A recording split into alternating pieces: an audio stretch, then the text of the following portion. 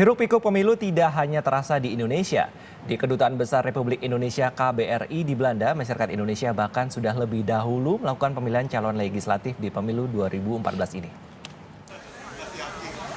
Masyarakat Indonesia di Belanda nampak antusias menghadiri helatan akbar pemilu yang digelar di KBRI di Den Haag Sabtu siang. Jauh dari kampung halaman bukan menjadi alasan untuk menjadi golput. Contohnya para mahasiswa asal Indonesia di kota Wageningen ini. Wageningen adalah kota kecil di Belanda sekitar 140 km dari Den Haag. Perjalanan yang harus ditempuh memakan waktu hingga 2 jam menggunakan kereta antar kota. Dengan semangat berpartisipasi membuat Indonesia lebih baik, mahasiswa asal Indonesia ini mendatangi TPS sekaligus reuni dengan masyarakat asal Indonesia dari belahan Belanda lainnya. Walaupun jarak yang kami tempuh 140 km atau 2 jam perjalanan, tidak menyurutkan niat kami untuk memilih. Dengan pemilihan ini, kami berharap pemerintahan Indonesia 5 tahun ke depan lebih baik lagi, dan siapapun wakil rakyat yang terpilih mampu mengemban aspirasi rakyat. Sejumlah mahasiswa bahkan baru mendapatkan pengalaman mengikuti pemilu pertama kalinya di negeri kincir angin ini. Pada pemilu 2014 ini, mahasiswa dapat mengikuti pemungutan suara dengan langsung datang ke KBRI cukup membawa paspor. Proses pencoblosan berjalan dengan pengawasan langsung dari panitia pengawas yang diketuai oleh Hambali. Panitia pemungutan suara di Den Haag mengakui masih banyak mahasiswa yang belum mendaftar keberadaannya di Belanda ke KBRI. Kita mahasiswa Indonesia di Belanda datang jauh-jauh ke KBRI Den Haag hanya untuk menyalurkan aspirasi kita. Kita bangga menggunakan hak pilih kita.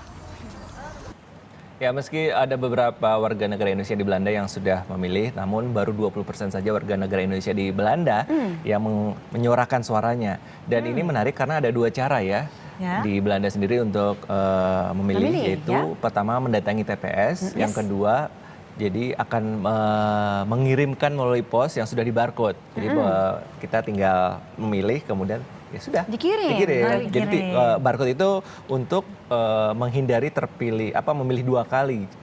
Jadi supaya tidak ke TPS memilih lagi, ternyata sudah dikirim lewat pos, dia sudah memilih. Jadi untuk menghindari hal itu. Ini penggantinya dari celup jari ya. Iya, barcode ini gitu kan, barcode gitu. Tapi itu mungkin lebih efektif juga untuk yang ada di luar negeri seperti itu, karena kan kalau misalnya dipikir-pikir pasti kegiatannya berbeda-beda gitu kan. Semua warga Indonesia yang tinggal di luar negeri. Tapi sayangnya kemarin itu saya dapat kabar kalau misalnya di Copenhagen dari 500 sekian 500 sekian warga negara Indonesia yang ada di sana, ternyata hanya 1/6-nya saja yang bisa mencoblos, dan ada beberapa sedikit lainnya yang sisanya itu mencoblos lewat seperti tadi surat. Tapi memang kalau secara target itu memang agak jauh memang sih dibandingkan dengan apa yang diinginkan. 1/6 saja ya? Antusiasnya kurang sekali sepertinya. Sebenarnya mungkin bukan masalah antusias ya, saya yakin juga warga negara Indonesia tuh sangat antusias sekali untuk melaksanakan pemilu. Tapi ada beberapa hal juga, mungkin misalnya seperti ada surat undangan yang tidak sampai, atau juga mungkin sosialisasi yang belum sampai. Masih ada beberapa juga yang bingung gitu kan, bagaimana caranya untuk mencoblos saat berada di luar negeri seperti itu. Nah, ini mungkin menjadi PR juga untuk panitia pemilihan luar negeri gitu ke depannya, gimana supaya semua warga negara Indonesia terinformasi dengan baik untuk cara pemilu. Jangan kan bingung bagaimana mencoblos. Adik saya pun bingung. Kira-kira yang dipilih siapa ya? Adanya Niko ini Arni ada di Belanda. Mas, siapa gitu? Siapa?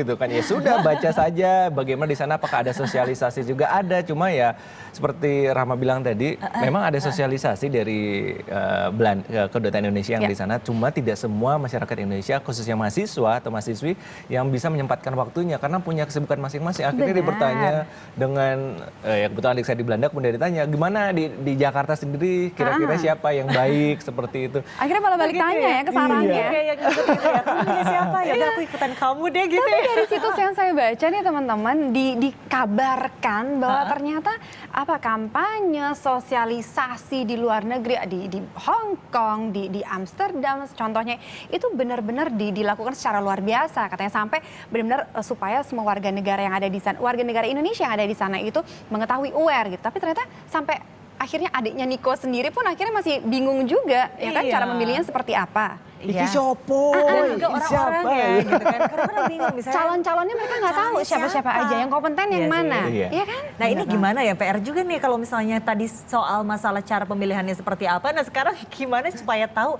backgroundnya apa ya, ini visi misinya apa ya, ini gimana ke depannya. Kita lihat Tips saya langsung. cuma bilang cari track record yang bagus, yang jujur, tidak banyak korupsi, yang punya visi misi jelas, terutama mementingkan pendidikan. Sampai Benar. saat ini pendidikan di Indonesia masih benar-benar mengkhawatirkan dan mahal. Benar, yang penting Mahal. tidak golput. Put. Yang penting tidak gol.